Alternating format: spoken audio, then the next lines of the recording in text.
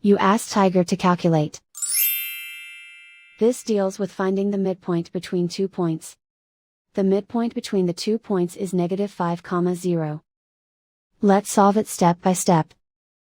Plot the 2 points and calculate the midpoint using the formula. The coordinates of point 1 are, x1 equals -82, y1 equals -88.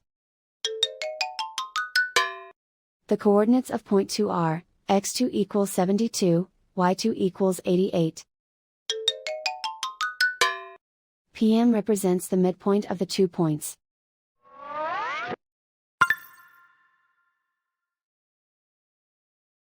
Use the x values in the midpoint formula to find the midpoints x. x1 equals -82. x2 equals 72. Simplify the arithmetic.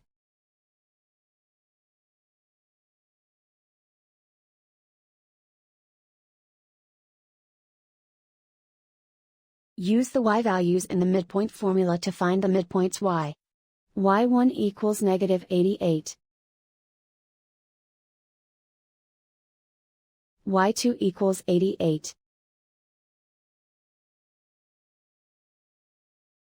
Simplify the arithmetic.